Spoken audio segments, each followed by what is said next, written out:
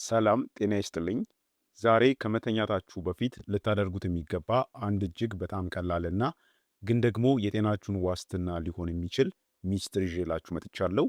በየቀኑ ማታ ማታ ከመተኛታችሁ ከ30 ደቂቃ በፊት አንድ ብርጭቆ ለብ ያለ የእርድ ውሃ መጠጣት በሰውነታችሁ ላይ ምን ያክል አስደናቂ ለውጥን እንደሚያመጣ ታውቃላችሁ? ብዙዎቻችን እርድን ለምግብ ማቅለሚያ ብቻ ልንጠቀመው እንችላለን።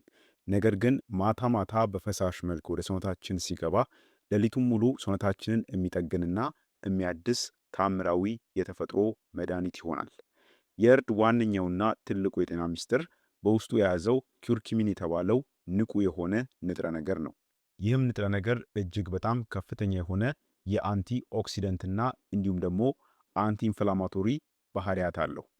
ስለሆነም ማታ ማታ ይህንን አስደናቂ መጠጥ ስንጠጣ የምናገኛቸውን 10 ዋና ዋና ጥቅሞችና በተጨማሪም ደግሞ እንዴት ማዘጋጀት ይቻላል፣ ማንስ መጠንቀቅ አለበት የሚሉትን በዚህ ቪዲዮ ላይ በዝርዝር የምንመለከት ይሆናል።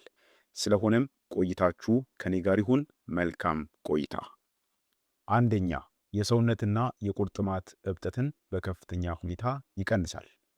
በሰውነታችን ውስጥ ለረጅም ጊዜ የሚቆይ እብጠት ለአብዛኞቹ ስር የሰደዱ በሽታዎች መነሻ እንደሆነ የሕክምና ሳይንስ ያረጋግጣል። እርድ በውስጡ የያዘው ኪርኩሚን የተባለው ንጥረ ነገር ሞለኪውል ውስጥ ድረስ በመግባት እብጠትን የሚቀሰቅሱትን የሰውነታችን የሳይቶኪን ስራዎችን ያግዳል። ይህም በአሁኑ ጊዜ በፋርማሲ ውስጥ ከሚሸጡ አንዳንድ የኬሚካል ማስታገሻዎች ጋር እኩል አቅም እንዳለው ጥናቶች ያሳያሉ። ማታ ማታ ሰውነታችን እረፍት ላይ በሚሆንበት ጊዜ ይህንን መጠጥ ስንጠጣ ሌሊቱን ሙሉ የጡንቻዎቻችን የጅማቶቻችንና የአጥንት መገጣጠሚያዎቻችን እብጠት የመጠገን ስራን ይሰራል። በዚህም ምክንያት በተለይ የቁርጥማት ህመም ያለባቸው ጠዋት ጠዋት ከአልጋ ሲነሱ መገጣጠሚያቸው ለሚገተር ሰዎች ወይንም የሰውነት መክበድ የሚሰማቸው ሰዎች ይህንን መጠጥ አዘውትረው ሲጠጡ በአጭር ቀናት ውስጥ ታምራዊ የህመም ማስታገስና እንዲሁም ደግሞ የሰውነት መቅለል ለውጥን ያያሉ ማለት ነው። ሁለተኛ፣ ጉበትን ከመርዝ ያጠራል። ጉበታችን በሰውነታችን ውስጥ ትልቁ የጽዳት አካላችን ነው። እኛ ማታ በምንተኛበት ሰዓት ጉበት በቀን ውስጥ ወደ ሰውነታችን የገቡትን መርዛማ ነገሮች፣ ኬሚካሎችና አላስፈላጊ ስቦችን የማጣራትና የማስወገድ ስራውን በከፍተኛ ሁኔታ ያከናውናል። ማታ ከመተኛታችን በፊት የእርድ ውሃ ስንጠጣ በውስጡ ያለው ኪርኩሚን ጉበት መርዛማ ነገሮችን እንዳያጣራ የሚያስፈልጉትን ወሳኝ ኤንዛይሞችን በከፍተኛ ደረጃ እንዲመነጩ ያነቃቃቸዋል። ይህም ሂደት ጉበትን ከማደስ ባለፈ በጉበት ሴሎች ላይ ሊከማች የሚችለውን አላስፈላጊ ስብም ይከላከላል።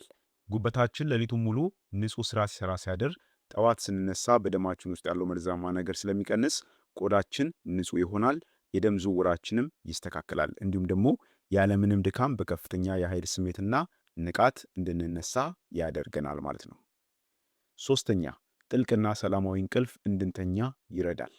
ብዙ ሰዎች ማታ አልጋ ላይ ተኝተው የሐሳብ መብዛት፣ ጭንቀት ወይንም እንቅልፍ ማጣት ያጋጥማቸዋል። እርድ ለአእምሯችን ኬሚካላዊ ሚዛን መስተካከል ትልቅ አስተዋጽኦ አለው።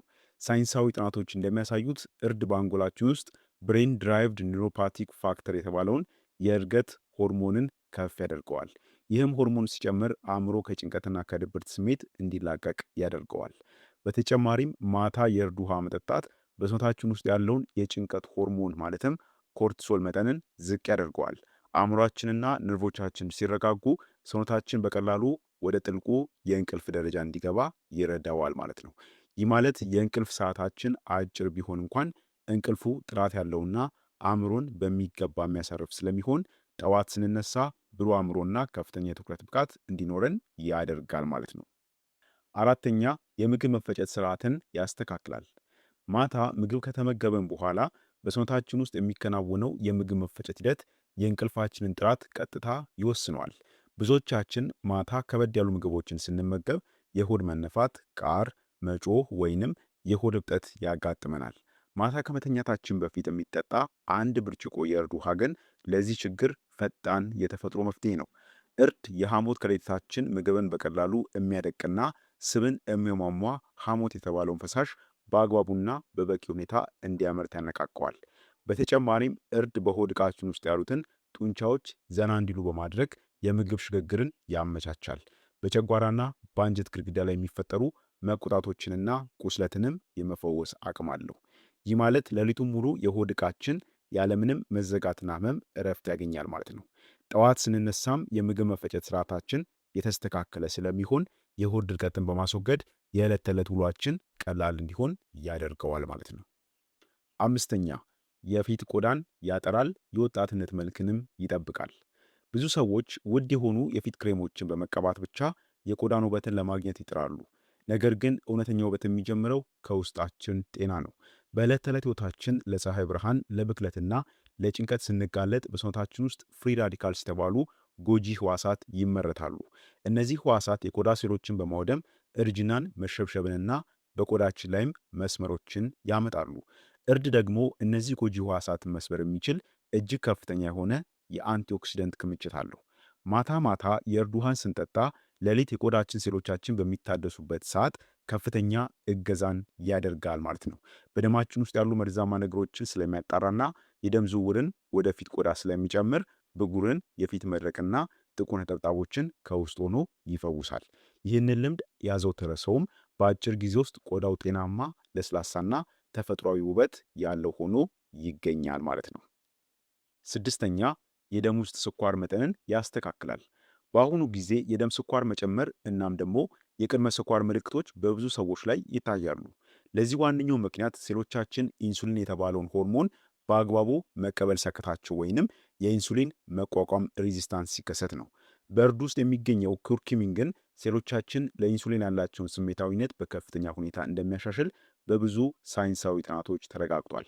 ማታ ማታ የእርድ ውሃ መጠጣት በምንተኛበት ረጅም ሰዓት በደም ውስጥ ያለው የግሉኮስ መጠን ወይንም የስኳር መጠን በከፍተኛ ሁኔታ እንዳይዋዥቅና በተመጣጣኝ ሁኔታ እንዲረጋጋ ያደርገዋል። ይህም ጉበታችን ሌሊት የሚያመርተውን የስኳር መጠን ይቆጣጠራል። ይህ ልማድም በተለይ የስኳር በሽታ ተጋላጭነትን ቀድሞ ለመከላከልና በበሽታው የተያዙ ሰዎች ደግሞ የጤና እክሎችን ሳይንሳዊ በሆነ መንገድ በቤት ውስጥ እንዲቆጣጠሩ ትልቅ እገዛን ያደርጋል ማለት ነው። ሰባተኛ የልብ ጤናን ይጠብቃል፣ እንዲሁም ኮሌስትሮልን ይቀንሳል። የልብ ህመም በዓለም አቀፍ ደረጃ ለብዙ የጤና እክሎች መነሻ ነው። እርድ ለልብ ጤና የሚሰጠው ትልቁ ጥቅም በደም ስሮቻችን ውስጥ የሚገኘውን ኢንዶቲሊየም የተባለውን የውስጠኛ ሽፋን ስራ ማሻሻሉ ነው። ይህ ሽፋን በትክክል ካልሰራ ደም በሰውነታችን ውስጥ በነፃነት መዘዋወር አይችልም። ይህም ለከፍተኛ የደም ግፊትና ለልብ ድካም ይዳርጋል። ማታ ማታ የእርድ ውሃ ስንጠጣ በውስጡ ያለው ኩርኩሚን ይህንን የደም ስር ሽፋን በማጠናከር የደም ዝውውርን ያሳልጣል።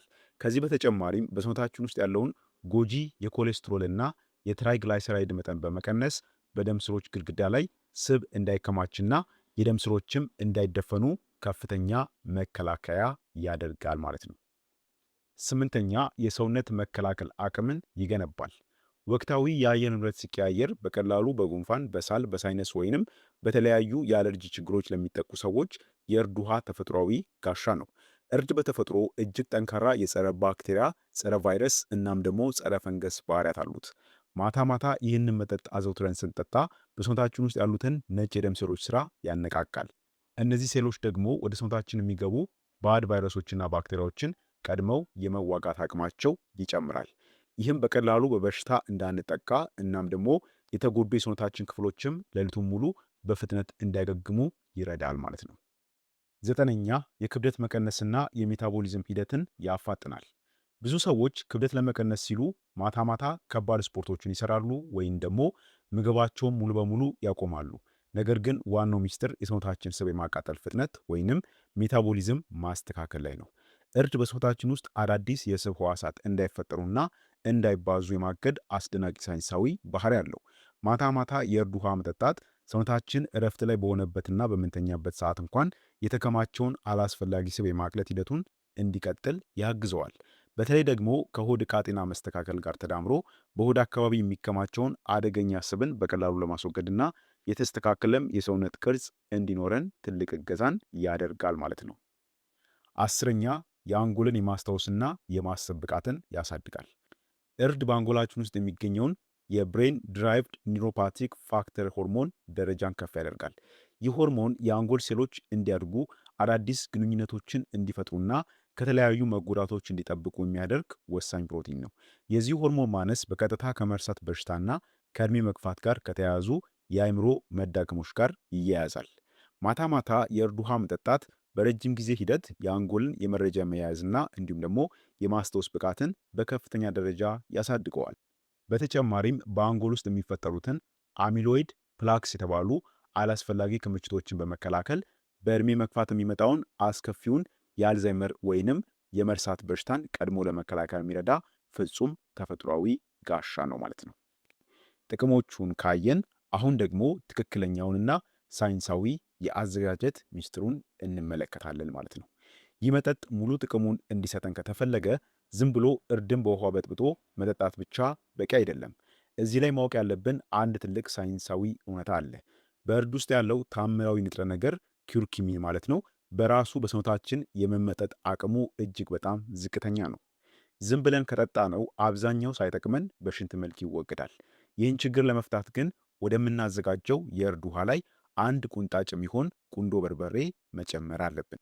በቁንዶ በርበሬ ውስጥ ያለው ፒፒራይን የተባለው ንጥረ ነገር ሰውነታችን እርዱን የመምጠጥ አቅሙን በ2000 እጥፍ ያሳድገዋል። አዘገጃጀቱም እጅግ ቀላል ነው። አንድ ብርጭቆ ንጹህ ውሃ በመውሰድ ለብ እስኪል ድረስ ማሞቅ አለብን። ውሃው ግን በጣም መፍላት የለበትም። ምክንያቱም ከመጠን ያለፈ ሙቀት ላይ ካለ በእርዱ ውስጥ ያሉትን ጠቃሚ ንጥረ ነገሮች ሊያጠፋቸው ይችላል ማለት ነው። በመቀጠል የምናደርገው ግማሽ የሻይ ማንኪያ ንጹህና ኦርጋኒክ የሆነ የእርድ ዱቄትና እንዲሁም ደግሞ አንድ ቁንጣጭ የሚሆን ቁንዶ በርበሬን ጨምረን በደንብ እናዋህደዋለን። እርድ በውሃ ውስጥ ስለማይሟሟ በየመሃሉ እያማሰሉ መጠጣቱ ይመረጣል። ለጣዕም ማስተካከያና ለተጨማሪ ቫይታሚን ሲ ጥቂት ጠብታ የሎሚ ጭማቂ ወይንም ግማሽ የሻይ ማንኪያ ንጹህ ማርን መጨመር ይቻላል። ይህንን መጠጥ ማታ ከመተኛታችን ከ30 ደቂቃ በፊት መጠጣት እጅግ ተመራጭና የሚመከር ነው ማለት ነው። በስተመጨረሻ ደግሞ ማድረግ ያለባችሁ ወሳኝ ጥንቃቄዎችና መጠቀም የሌለባችሁ ሰዎች የትኞቹ ናቸው የሚለውን ልንገራችሁ። እርድ ፍጹም ተፈጥሯዊና ደህንነቱ የተጠበቀ ቢሆንም እንደ ማንኛውም ጠንካራ የተፈጥሮ መድኃኒት የተወሰኑ ሰዎች ላይ ጥንቃቄ ያስፈልገዋል። በመጀመሪያ ደረጃ የእርድ ውሃ ደም የማቅጠን ባህሪ ይኖረዋል። ስለዚህ አስቀድመው እንደ አስፕሪን ወይንም ዋርፋሪን ያሉ ደምን የሚያቀጡ መድኃኒቶችን የሚወስዱ ሰዎች ወይም ደግሞ በቅርቡ ቀዶ ጥገና ለማድረግ ቀጠሮ ያላችሁ ሰዎች የእርድ ውሃን ከማዘውተራችሁ በፊት ፍጹም የሐኪማቸውን ፍቃድ ማግኘት አለባቸው። በሁለተኛ ደረጃ ደግሞ የሐሞት ከረጢታቸው ውስጥ ጠጠር ያለባቸው ሰዎች ጥንቃቄ ማድረግ አለባቸው። እርድ የሐሞት ፈሳሽ እንዲመነጭ ስለሚያደርግ የጠጠር መኖር ካለ ህመም ሊቀሰቅስ ይችላል። በተጨማሪም እርድ በሰውነታችን ውስጥ የአይረን ንጥረ ነገር መመጠጥን በትንሹ ሊቀንስ ስለሚችል ከፍተኛ የደም ማነስ ያለባቸውም ሰዎች መጠኑን መገደብ ይኖርባቸዋል። ለማንኛውም ጤናማ ሰው ቢሆን እንኳን በየቀኑ ከግማሽ እስከ አንድ የሻይ ማንኪያ በላይ የእርድ ዱቄትን መጠቀም ለጨጓራ መቆጣት ወይም ደግሞ ለሆድ መቅለል ምክንያት ሊሆን ስለሚችል ከተቀመጠው መጠን አለማለፍ ይመረጣል ማለት ነው። ስለሆነም በአጭሩ በየቀኑ ማታ ማታ ከመተኛታችን በፊት የምንጠጣት ይቺ አንድ ብርጭቆ ቀላል የእርድ ውሃ በረጅም ጊዜ ሂደት ውስጥ በሰውነታችን ላይ የምታመጣው የጤና ለውጥ እጅግ የላቀ ነው። ውድና ኬሚካል የበዛባቸው መድኃኒቶች ከመፈለጋችን በፊት እንደነዚህ ያሉትን ቀላልና ተፈጥሯዊ የቤት ውስጥ መፍትሄዎችን በማዘውተር ጤናችንን መጠበቅ እንችላለን። ይህንን ልምድ ዛሬ ማታ በመጀመር በሰውነታችሁ በእንቅልፋችሁና በቆዳችሁ ላይ የሚመጣውን አስደናቂ ለውጥን በራሳችሁ መመስከር ትችላላችሁ።